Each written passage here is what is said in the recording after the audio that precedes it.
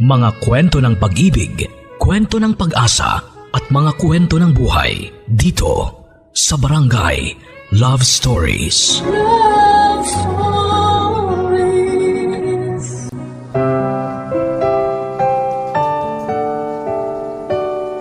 Aminado ang letter sender natin ngayon na si Joanna na matatakotin siyang tao. Pero sa kabila nito ay mas pinili niyang manirahan na mag-isa sa isang apartment kung saan ay inakala niya'y matatahimik siya. Pero dumating ang araw na ang mapag-isang mundo ni Joanna ay nabulabog noong napagtanto nitong sa kanilang apartment ay hindi pala siya nag-iisa. Ano ang nakatagong kwento sa likod ng mga anino na kanyang nakikita? Sabay-sabay nating alamin dito lamang sa mga kwento ng pag-ibig, buhay at pag-asa sa nangungunang Barangay Love Stories. Dear Papa Dudut, hindi ako naniniwala sa mga multo o anumang kababalaghan, pero aaminin ko, matatakotin talaga akong tao. Hindi ko alam kung bakit, pero minsan ay may mga pagkakataon talagang napapatanong ako. What if totoo ngang may multo? Ako nga po pala si Joanna, 26 years old at dating bokalista ng sarili naming banda. Matagal ko na talagang pangarap na maging sikat na singer. Bata pa lamang ako ay sumasali na ako sa mga singing contest. Ang totoo niyan, nakailang subok na akong sumali sa mga patimpalak sa telebisyon. Kaso nga lang ay hindi ako pinapalad sa mga audition. Ang ginawa ko na lamang ay bumuo ako ng sarili kong banda kasama ang barkada ko. Ang simpleng passion namin ay ginawa naming propesyon. Nagsimula kaming kumanta sa mga bar and events. Hindi naglaon ay nagkaroon na kami ng imbitasyon sa mga pista hanggang sa dumayo na kami sa iba't ibang lugar para mag-perform. Hindi namin inaasahan na ang banda namin ay magkakaroon ng mangilang-ilang tagahanga. Hindi naman kami sikat pero nakatataba ng puso na merong mga taong naniniwala sa amin noon at suportado kami sa bawat performances namin. Isa sa mga tagahangang yon ay itago na lang natin sa pangalang Raymart. Siya ang isa sa tinuturing ng grupo namin bilang number 1 fan.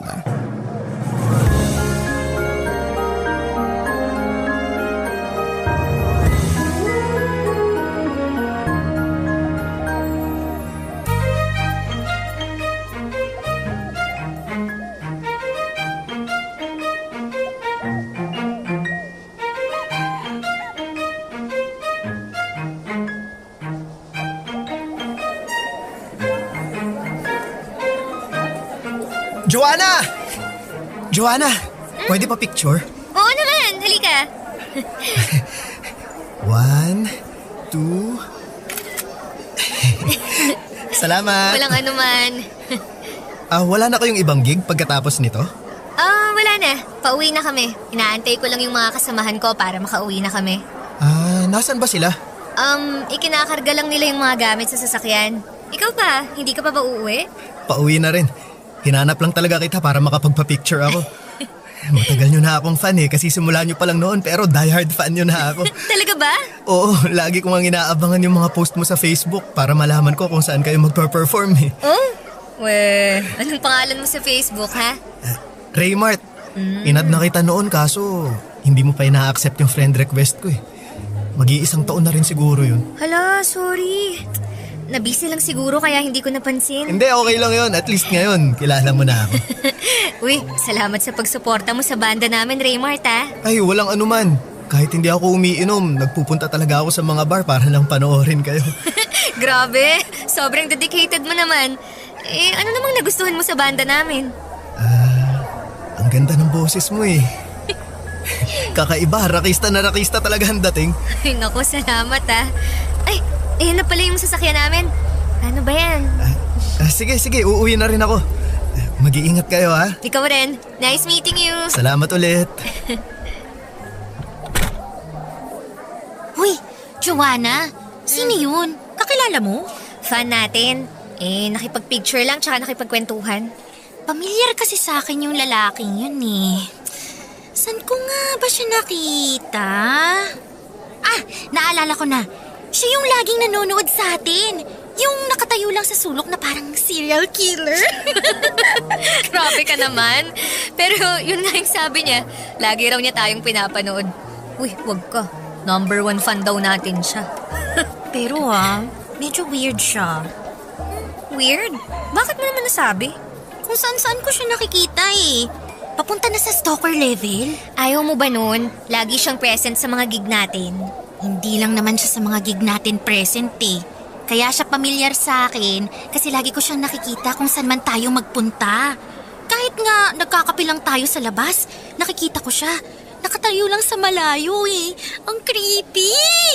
Masyado ka namang judgmental. Ganun talaga yung mga fans. Gusto nila makita yung idol nila 24/7. Kung maka-fans ka naman dyan, akala mo sobrang sikat na natin. Wala pa nga 500 yung followers natin sa page. Karamihan pa nga dun mga kaibigan at kamag-anak lang. Basta ang mahalaga, may nakaka-appreciate na sa atin. Maging masaya ka na lang na may natatawag tayong fan. Ikaw talaga napaka-ungrateful mo. Anong ungrateful doon? Maingat lang ako, no? Mas maganda na yung walang fan kaysa magkaroon ng supporter na mukhang psycho. Huy, yung bunganga mo Grabe ka sa tao, hinusgahan mo agad. Basta ako, masyado siyang creepy para sa akin. Baka mamaya hindi mo alam, may sarili ka na palang altar sa bahay niya, no? Ikaw talaga, Maiko. Tara na nga, para makauwi na tayo. Uy, creepy alert!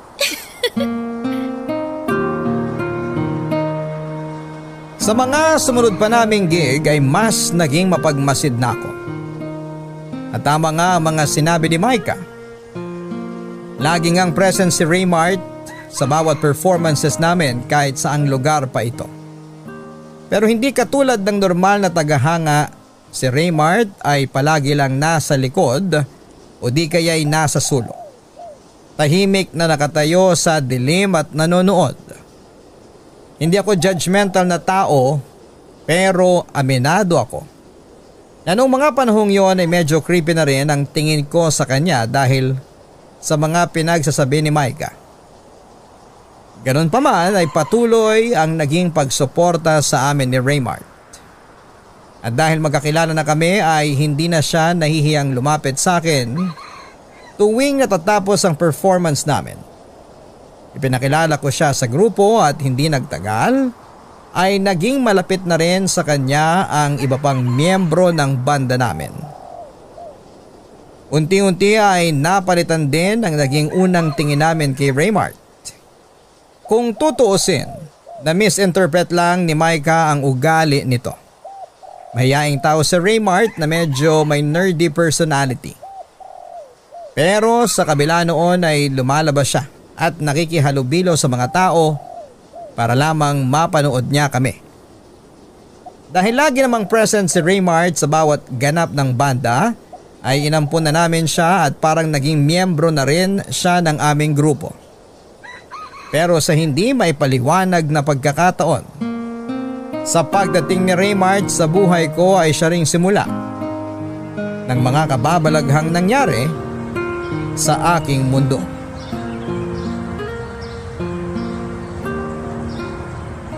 Alam mo, Raymart, hindi mo naman ako kailangang ihatid eh. Malapit lang naman dito yung apartment ko. Walking distance lang. Pagbigyan mo na ako, ayoko pang umuwi. Bakit naman ayaw mo pang umuwi? Gabi na Di ka pa ba pagod? Ngayon ko lang kasi naranasang magtagal sa labas. Ine-enjoy ko pa. Ha? Anong ibig mong sabihin? Noon kasi palagi lang akong nasa bahay. Pagising sa umaga hanggang sa pagtulog ko, Yung bahay na lang talaga yung naging mundo ko. Totoo ba? Bakit naman? Di ako lumalabas kasi wala rin naman akong gaanong kaibigan. Pero simula nung naging kaibigan ko kayo ni Maika, ngayon ko lang na-experience yung pamamasyal at pagtambay sa mga kainan. Masarap pala sa feeling. Oo naman. Masaya yung lagi mong kasama yung mga taong nagpapasaya sa'yo. Kung gusto mong gumala, kontakin mo lang kami. Kalagkarin yung mga kasamahan ko sa banda. Isang aya mo lang, G agad sila. Salamat. Ay, dito na yung apartment ko. Ito na ba yon? Ang bilis naman. Sabi sa'yo walking distance lang yung apartment ko mula sa pinuntahan natin. Literal na malapit lang pala talaga, ano? Tama. Ay, teka, gusto mo bang pumasok? Pwede ba? Oo naman. Halika, sa may second floor ako. Matagal ka na ba rito? Kakalipat ko lang last month. Bakit ka naman lumipat? Para mas malapit sa mga bar. Hindi na ako mahihirapang mag-commute. Di ba may sasakyan naman yung kasama mo? Pwede ka namang magpahatid sa kanya. Sus, tamad yun mag-drive. Tuwing nagpapahatid ako iniirapan ako nun. Palibhasa, pa-south kasi silang lahat. Ako lang yung malayo kaya nasasayangan din siya sa gas.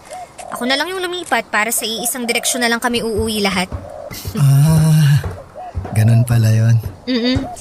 Doon tayo sa may 204.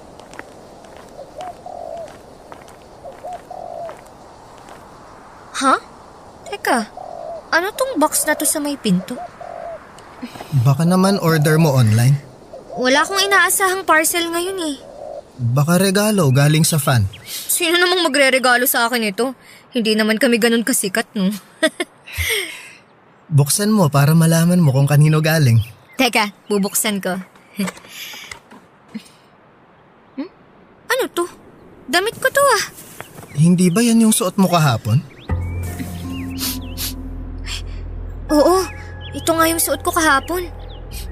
Amoy ko yung pabango ko Paano napunta to rito? May nakalagay yatang note. Ito Anong nakalagay? Patingin.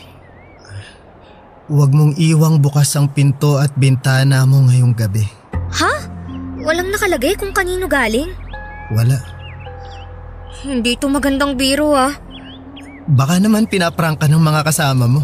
Hindi nila to gagawin sa akin kasi alam nilang matatakutin ako. Sino namang magpapadala sa'yo niyan? Yun ang hindi ko alam. At paano niya nakuha tong damit kong to? Hindi kaya may nakapasok dito sa apartment mo? Lagi naman akong naglalak ng pinto Kung gusto mo, sasamahan muna kita sa loob. Pwede ba? Kahit ngayon lang. Natatakot ako Ngayon lang ako nakatanggap ng ganitong klaseng regalo. O sige, sasamahan kita. Salamat Akala ko noon ay isang beses lang akong makakaranas ng ganong klaseng pananakot, Papa Dudut. Pero sa mga sumunod pang linggo ay nagpatuloy akong makatanggap ng mga kakaiba at weird na package. May natanggap akong box na naglalaman ng hubad na manika. Meron ding mga notes ng pagbabanta at pagpapaalala na palagi ko raw bantayan ang sarili ko, lalo na tuwing mag-isa ako dahil palagi raw na may nagmamasid sa akin ang hindi ko napapansin. Dahil hindi na maganda ang mga nangyayari ay naisipan kong makipag-ugnayan sa landlord ko. Humingi ako ng kopya ng CCTV sa floor namin para makita kung sino ang nagpapadala ng mga naturang packages. Pero sa kasamaang palad ay matagal na palang hindi gumagana ang mga CCTV na naka-install sa building namin. Dahil sa takot ay palagi ako nagpapasama sa mga bandmate ko tuwing mag-isa ako sa apartment. Kapag busy naman sila ay wala akong choice kundi ang magpasama kay Raymart. Hindi naglaon ay nakaramdam ako ng security sa piling ni Raymart.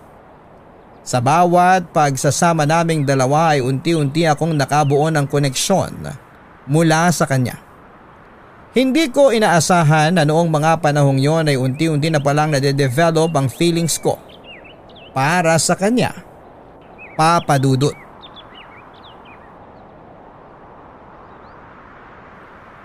Tuwing umuwi ako galing sa labas, Nagkaroon na ako ng trauma kapag nakakakita ako ng package sa tapat ng pintuan ko.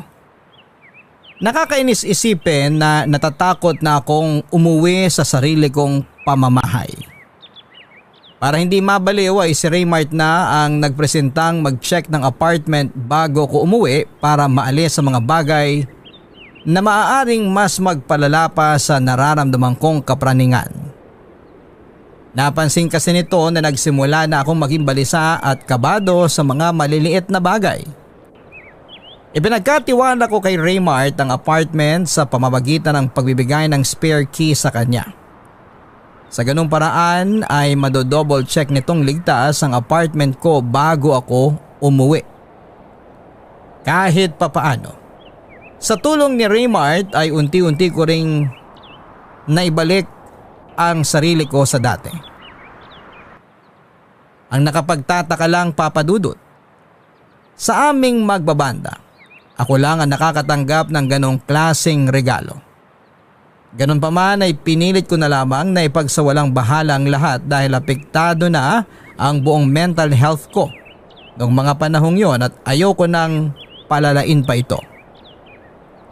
Sa mga sumunod na buwan, sinubukan kong ligawan ni Raymart at dahil napakalapit na rin ang loob ko sa kanya, ay sinagot ko po siya. Malaki ang pasasalamat ko kay Raymart dahil siya ang dahilan kung bakit natigil ang pangaharas na nangyayari sa akin.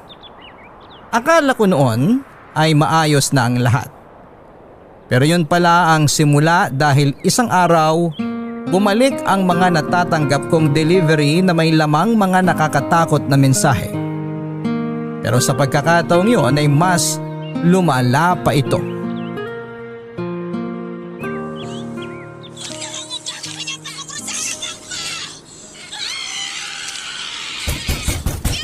Ayan na yata yung in-order nating pagkain online.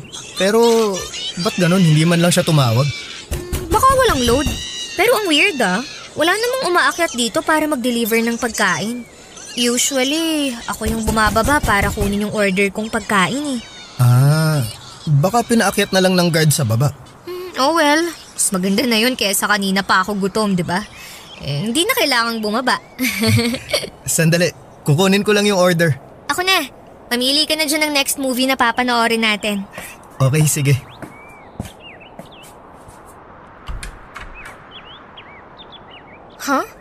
Wala namang tao. Kuya?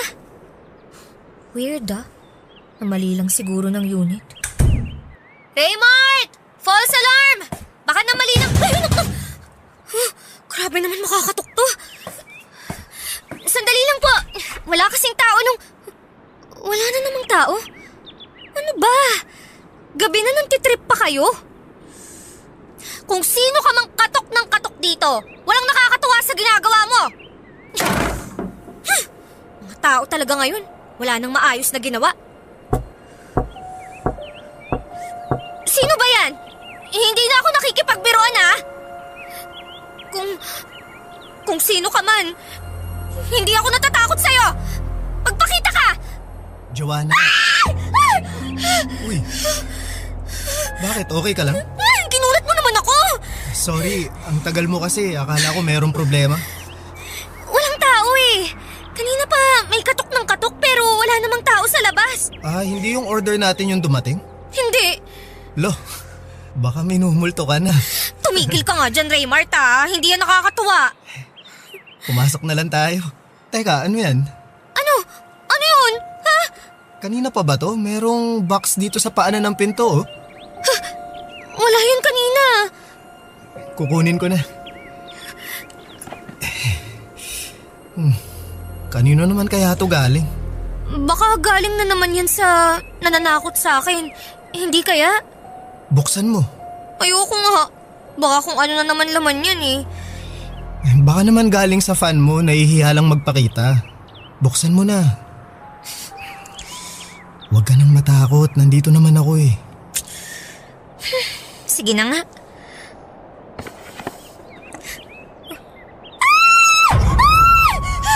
Ano yan? Tama ba tong nakikita ko? Manika? Parang voodoo doll? Oo, parang ganito yata yung ginagamit ng mga mangkukulam, di ba? Oo, may buhok pa, tsaka ano to? Ginupit na kuko? Ayoko na! Kinikilabutan na talaga ako. Halika na, pumasok na tayo. O sige, mauna ka na, ililigpit ko lang to. Huwag mong ipasok yan, ha? Itapon mo sa labas! Oo, sige. Hintayin mo ako. Maglaka ng pinto, ha?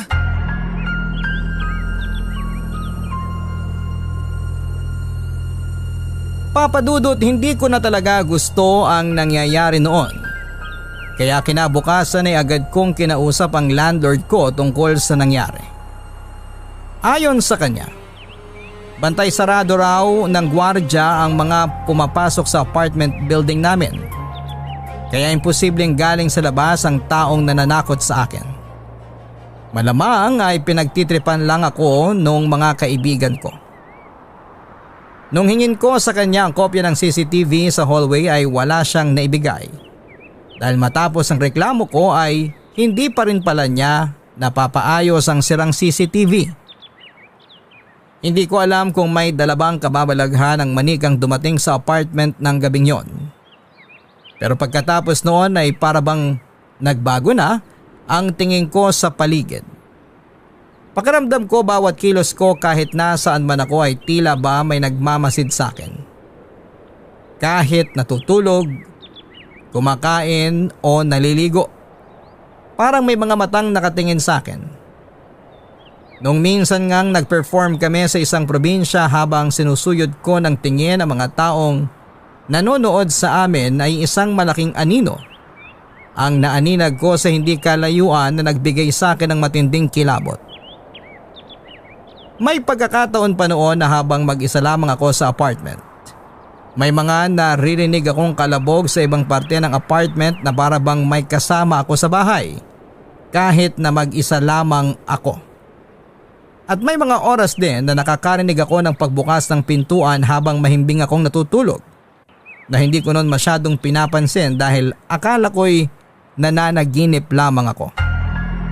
Isang gabi, lumabas ako ng apartment para bumili ng pagkain sa convenience store.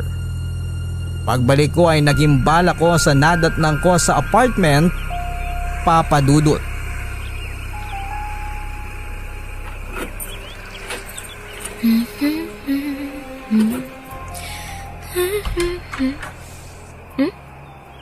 Ha? Bakit nakapatay yung ilaw? Bukas to nung iniwan ko ah. Hala, bakit ayaw gumana? May kuryente naman sa hallway ah. Ano yun? May tao ba dyan? Hello? Hello?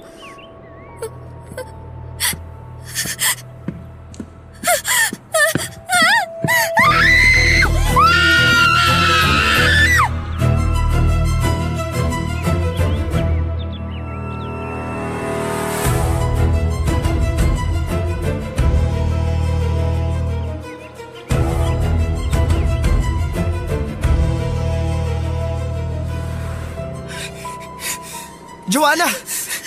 Nabasa ko yung message mo kaya nagpunta agad ako rito sa apartment mo. Okay ka lang ba? Hindi! Hindi ako okay, Raymart! Ano ba yung nangyari? Hindi ko maintindihan yung message mo sa akin eh. Yan! Diyan sa apartment ko! May tao sa loob! May tao? Sino? Hindi ko alam! Lumabas lang ako para bumili ng pagkain tapos pagpasok ko, nakapatay na yung mga ilaw. Tapos may nakita akong anino sa loob! Eh bakit nakapatay yung ilaw? Hindi ko nga alam! Bakit ba ang dami mong tanong? Hindi ka pa ba pumapasok ulit? Hindi pa! Wala pang lumalabas dito sa apartment mo simula kanina? Wala rin! So ibig sabihin, kung totoo ang nakita mo, nandito pa sa loob yung taong yon? Malamang. Gusto mo i-check ko ulit? Oo, pero sasama ako sa'yo. O sige, halika na. Bakit kaya walang ilaw? Buksan mo nga flashlight ng phone mo. Sandali lang. Ayan, nakabukas na. Raymart, natatakot ako. Joanna, nasaan yung circuit breaker ng apartment mo? Nandito sa may gilid. Kaya naman pala wala kang ilaw eh. Nakababa yung circuit breaker. Baka ibinaba nung kung sino mang pumasok sa apartment ko. Nasaan na yung taong nakita mo? Mukhang wala naman tao dito sa loob ah. Maniwala ka sa akin. May nakita akong anino kanina rito sa loob. Malaki siya. Joanna, baka naman guni-guni mo lang yun. Hindi ba uminom ka ng gamot kanina kasi sabi mo masakit yung ulo mo? Alam ko kung ano yung nakita ko. Nasaan siya ngayon? Hindi ko alam. Baka lumabas siya sa bintana. Tingnan mo yung bintana, nakabukas oh. Tatalon siya mula sa second floor? Ang daming tao sa baba. So anong gusto mong palabasin? Gawa-gawa ko lang to. Hindi naman sa ganun, pero… Umalis ka na. Joanna naman… Salamat sa pagsama sa akin, Raymart. Siguro nga, guni-guni ko lang yun. Okay na ako. Sasamahan na kita. Hindi na. Papadudot, kinausap ko si Micah tungkol sa mga nangyari. At ang agad niyang bungad sa akin, baka si Raymart lang daw ang may pakana ng lahat. Dahil nagumpisa lang naman daw ang mga kakaibang nangyari mula nang makilala ko si Raymart. Papadudot, matapos ang pag-uusap namin ni Micah, ay hindi ako nakatulog ng gabing yon. Sobrang daming tumatakbo sa isipan ko ng mga oras na yon. Inisip ko ang mga sinabi sa akin ni Raymart kung totoo nga ba ang mga nakita ko. Hindi ko alam, pero parang ginagaslight ko na ang sarili ko that time na ilusyon at guni-guni lang ang mga nakikita at naririnig ko. Dahil sa mga natatanggap kong nakakatakot na package ay kung ano-ano na ang pumapasok sa isipan ko. Sa parehong pagkakataon ay hindi rin nawala sa isipan ko ang mga binanggit na posibilidad ni Micah. Paano nga kung si Raymart ang gumagawa ng lahat ng ito? At kung hindi naman si Raymart, ay mahirap ding paniwalaan na minumulto o minamaligno ako. Malaki ang tiwala ko kay Raymart dahil sa mga tulong na ginawa niya sa akin. Siyempre, boyfriend ko siya, kaya ayaw ko naman siyang paghinalaan. Pero tama si Micah na kaming dalawa lang ang maaaring pumasok sa apartment dahil kaming dalawa lang naman ang may hawak ng susi nito. Naalala ko rin na nagsimula akong makatanggap ng mga weird na regalo simula noong nakilala ko si Raymart. Ayoko man siyang pag-isipan ng masama, ay nagsimula akong magkaroon ng pagdududa sa sarili kong boyfriend. Pero ang hindi ko magets ay bakit niya ginagawa ito at bakit niya ako tinatakot. Noong nagkaroon ako ng pag-aalinlangan kay Raymart ay mas naging mapagmatyag pa ako tuwing kasama ko siya, papadudot. Sa mga sumunod na araw ay pinakiramdaman ko ang paligid ko. At sa hindi inaasahang pagkakataon ay wala akong naramdamang anumang kababalaghan. Wala akong mga iyapak na naririnig, mga kalabog at nangyayaring pagbukas ng pintuan at bintana. Pero tuwing dumadalaw si Raymart sa apartment o tuwing kasama ko siya, doon lang nagsisimulang maging weird ang paligid. Noong panahong yon ay mas lalong lumaki ang paniniwala ko na baka si Raymart nga ang gumagawa ng lahat. Para mapatunayan kung tao nga ba talaga o maligno.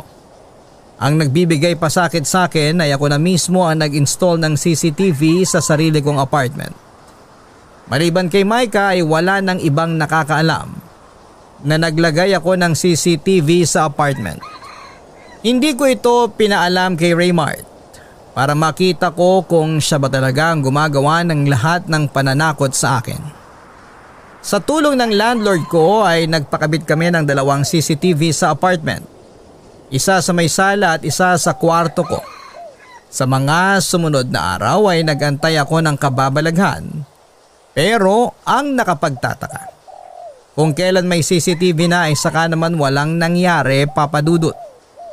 Mas napanatag ang loob ko noong nagkaroon ng CCTV sa apartment dahil nagkaroon ako ng chance na malaman kung ano ba talaga ang totoong nangyayari. Pero simula noon ay biglang tumigil ang panggugulo sa akin. Hanggang sa isang gabi kung kailan komportable na ako at wala ng takot ay biglang may gumimbal sa tahimik kong gabi.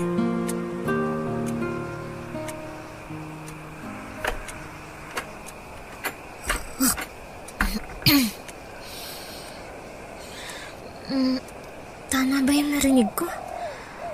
Parang may gustong magbukas ng pinto ng kwarto ko ah. Baka nananaginip lang ako. Joanna, ano bang ginagawa mo? Tinatakot mo lang sa sarili mo eh. Makatulog na nga lang ulit.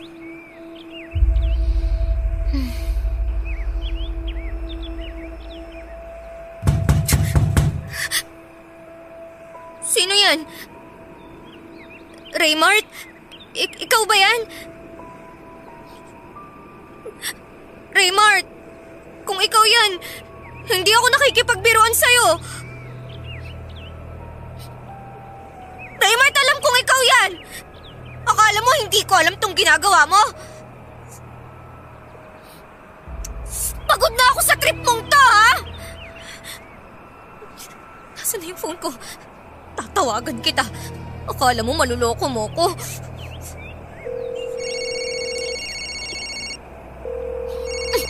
Sabi na nga ba eh, ikaw tong nananakot sa akin eh. Tama si Maika! Weirdo ka nga talaga! Akala mo natatakot ako sa'yo, ha? Tapusin na natin to! Raymart, nasan ka? Magpakita ka sa akin! Huwag ka magtago sa dilim! Hindi na ako natatakot sa pinaggagawa mo! Narinig kong nag-ring yung cellphone mo dito sa sala. Kaya wala ka ng kawala ngayon! Raymart!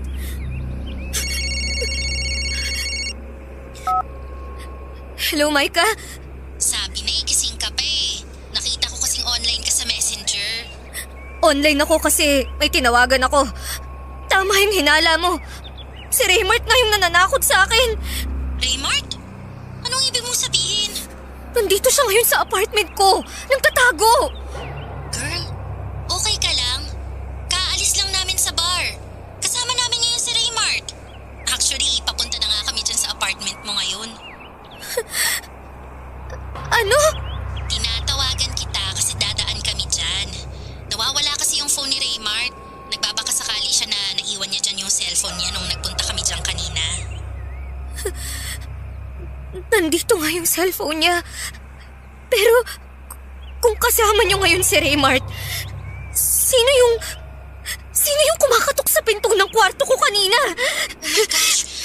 Joanna, lumabas ka na ng apartment mo, okay? Hintayin mo kami, malapit na kami. Papadudot, agad-agad din namang nakarating sa apartment sina Maika ng gabing yon.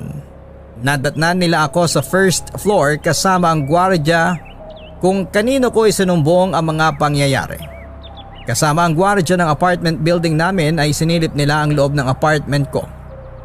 Pero wala silang nakitang tao doon. Pero kapansin-pansin ang isang masangsang na amoy na hindi ko napansin kanina. Nagulat na lamang kami noong nalaman namin kung saan nanggagaling ang amoy na yon.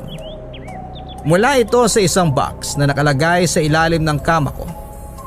Sa loob nito ay isang patay na daga ang nakalagay. Nakahiwalay ang ulo nito at inuuod na. Nang gabing ding yon ay tumawag si Maika sa pulis para i-report ang pangyayari. Agad naman silang dumating para i-check ang apartment.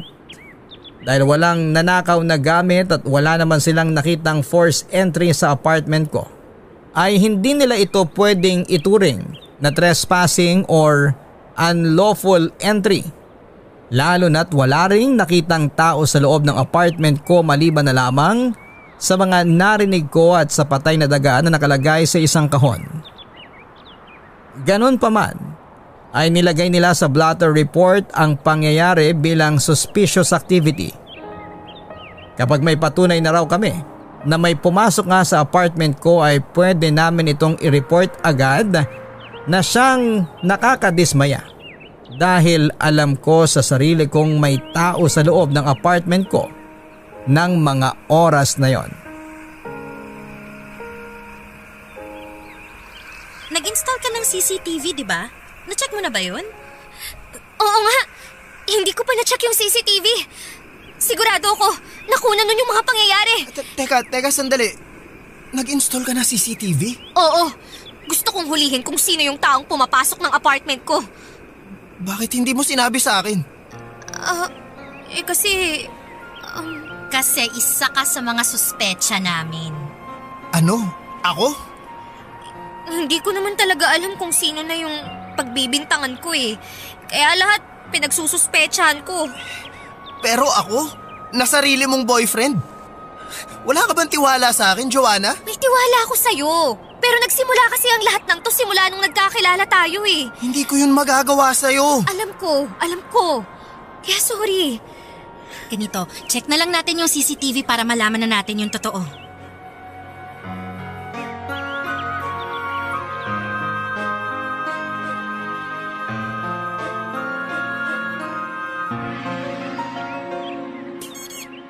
Heto na yung CCTV footage.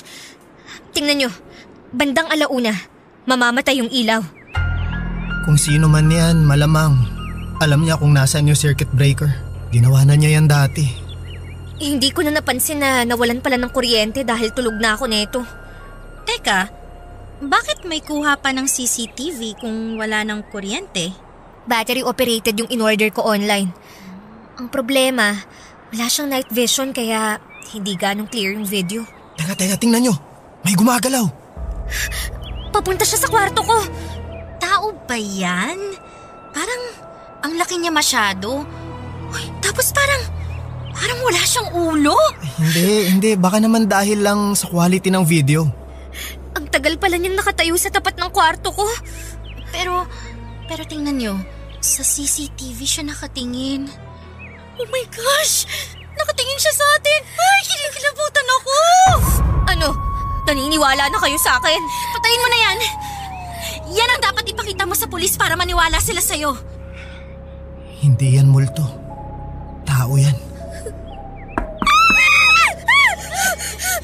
Siya na ba yan? Hindi ko alam! Diyan lang kayo. Ako na magbubukas ng pinto.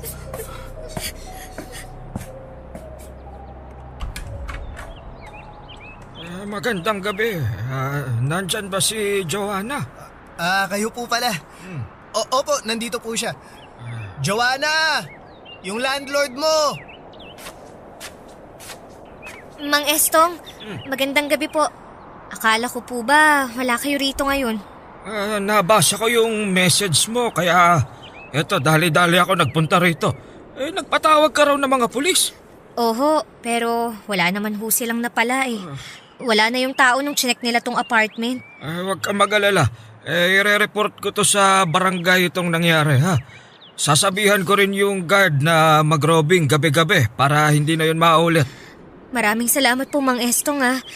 Kung pwede lang sanang magharap na lang kami ng taong yun eh. Para malaman kung ano talagang trip niya eh. Naku, wag mong hilingin yan ha. Baka mamaya magkatotoo yan. Mas mabuti na ho yun para magharap na kami. Anong akala nun? Wala akong laban? Laking kali kaya ako. Marunong ako makipagbakbakan. Sige na. Magpahinga na kayo. Kakausapin ko na lang yung guard. Sige ho, salamat ho.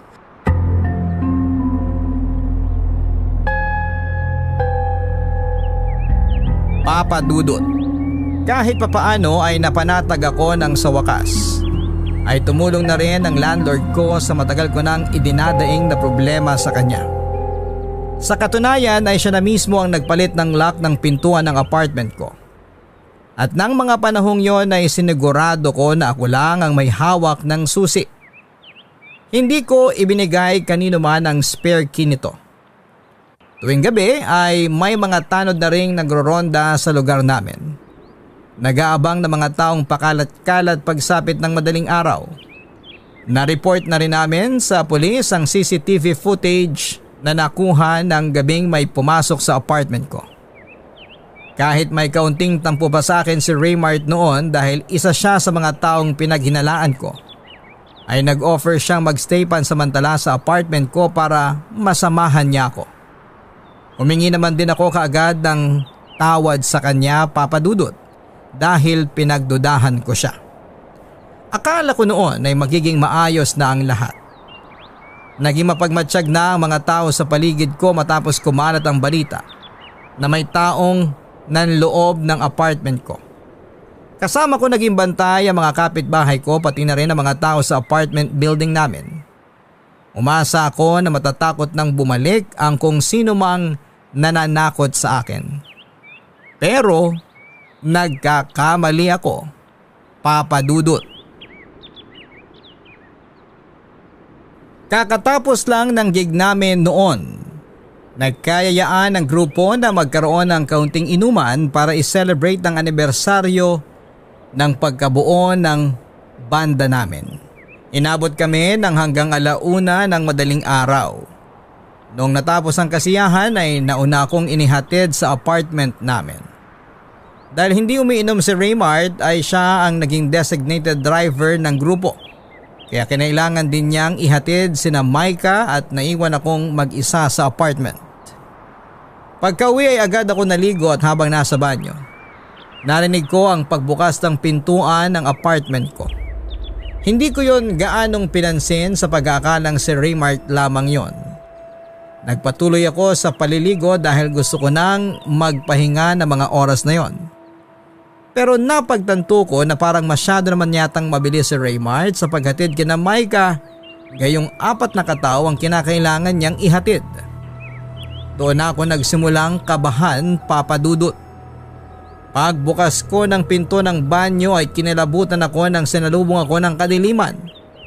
Bukas ang ilaw noong pumasok ako ng banyo, pero paglabas ko ay nakapatay na naman ang lahat ng ilaw.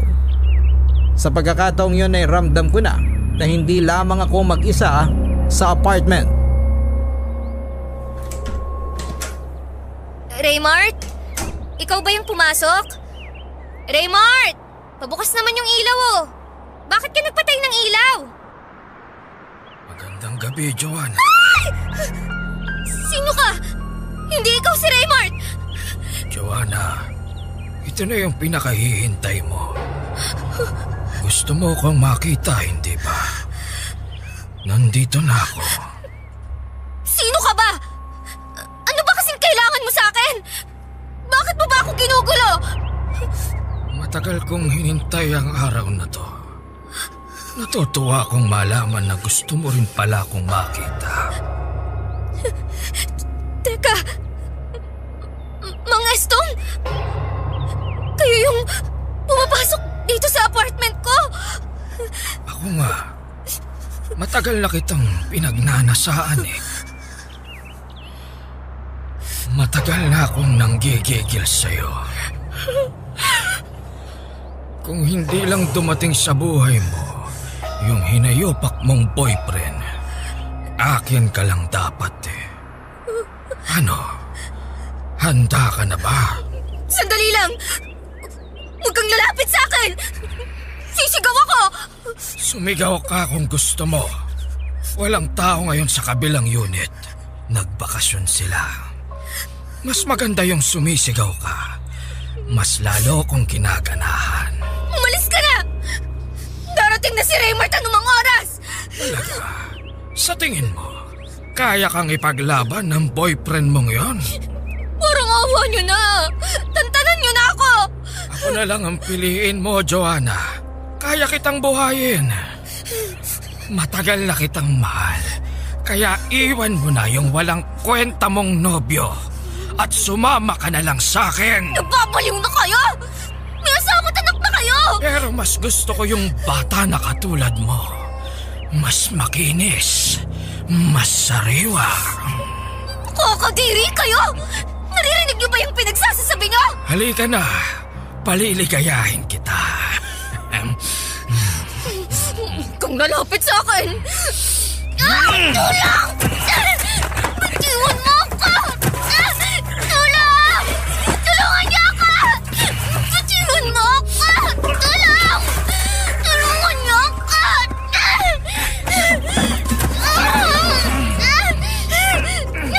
Tulungan niyo ako! Joanna! Hayop ka!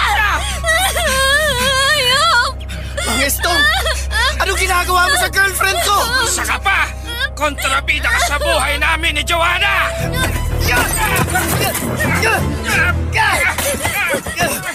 Tulong! Mga kapitbahay! Tulungan niyo kami! Kung hindi mo lang kinulo ang buhay namin, masaya na sana kami ngayon ni Joanna! Naririnig mo ba yung pinagsasasabi mo?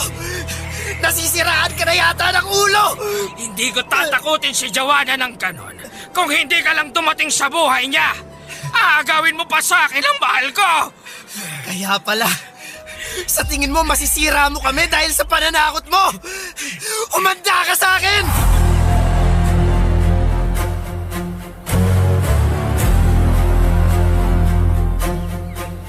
Papadudot agad na dinampot ng mga pulis si Mang Estong matapos sa mga pangyayari ng gabing yon. Hanggang ngayon, nakatatak pa rin sa isipan ko ang itsura niya na parang nababaliw na siya.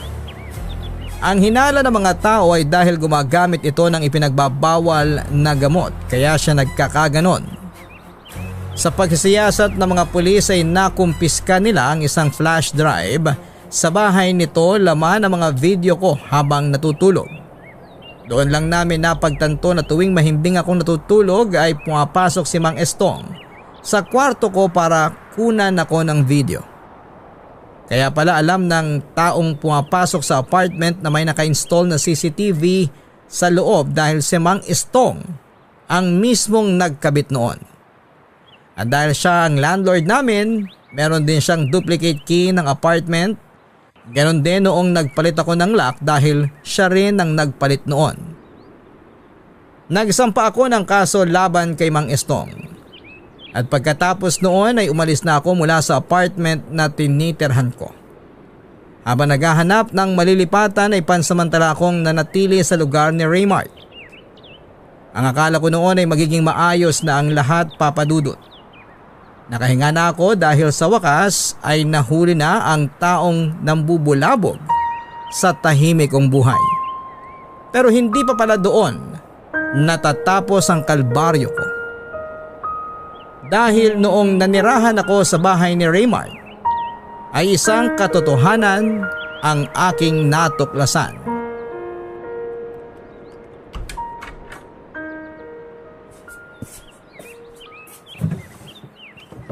Nasaan na ba yung laptop nun?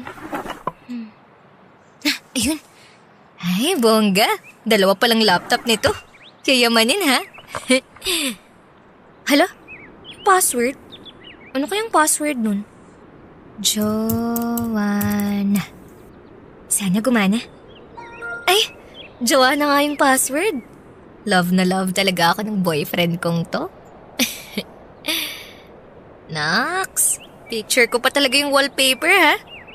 Pero, bakit parang wala namang laman? Iisang folder lang ang meron. Ano kaya to? Joanna ang nakapangalan sa folder eh. Para sa akin ba to? Puro mga picture ko to ah. Ang dami naman ito. Sandali. Ano tong isa pang folder? Mga video naman. Talagang well documented ako ah. Check ko nga itong isang video. Sure ka ba? Oo, sigurado na ako. Basta, gumamit ka ng proteksyon ha. Ayokong madisgrasya eh. Masyado pa akong bata para mabuntis. Huwag kang mag-alala, akong bahala sa'yo. Umiga ka na lang. Ako nang magtatrabaho. Oh my gosh! Ano to? Joanna! Halika na, kumain ka na! Bakit yan yung ginamit mong laptop? Personal ko yan ah! Ano to ha? Kinukunan mo ng video yung mga pagtatalik natin? Sandali lang. Mag-e-explain ako. Walang iya ka, Raymart, ang baboy mo! Ako lang naman ang nanonood niyan eh. Wala akong pakialam! Bakit mo ako binibidyohan ng walang pahintulot ko? Ang dami nito, Raymart, oh! Kada ginagawa ba natin yun, lagi kang nagbe-video? Gusto ko lang naman na may balikan kapag mag-isa ako eh. Kakadiri ka! Walang iya ka! Joanna! Lumayo ka sa akin! Kaya pala may dalawa kang laptop! Para sa kalaswaan pala yung isa! Maniwala ka sa akin. Wala akong masamang hangarin sa ginawa ko. Tumahimik ka! Kailan ba ako tatantanan ng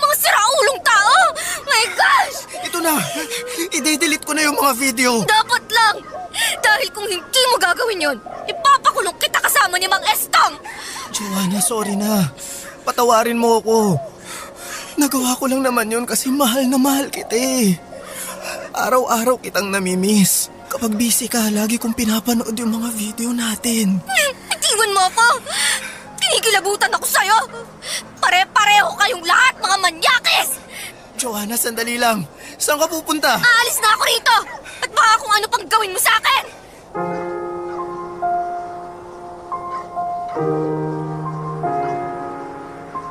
Wala nang usap-usap pa. Agad ako nakipaghiwalay kay Raymart, Papa Dudut. Matapos kong masigurado na wala na siyang kopya ng mga video naming dalawa ay hindi na ako nakipagkita pa sa kanya. All those time, tama pala ang hinala ni Micah na may kakaiba nga kay Raymart. Yun pala, katulad ni Mang Estong ay obsessed din pala siya sa akin sa puntong bawat galaw ko ay meron akong video ni Raymart. Ilan pa sa mga napanood ko na nakasave sa laptop nito ay ang palihim niyang pagkuha ng video sa akin habang nagbibihis ako.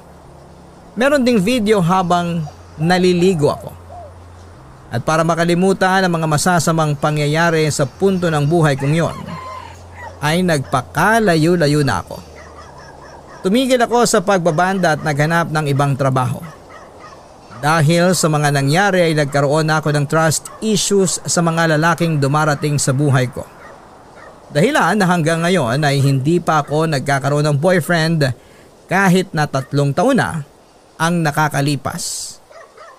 Ang ipinagpapasalamat ko na lamang ngayon ay tahimik ang buhay ko na pribado at wala ng taong nanggugulo. Ito po ang aking kwento. Maraming salamat at mabuhay po kayo. Ang inyong forever kapuso at kabarangay, Joanna. Sa mundo ngayon, mahalagang maging mabuting tao. Pero mas mahalaga ang maging maingat. Hindi lahat ng taong mabait o palakaibigan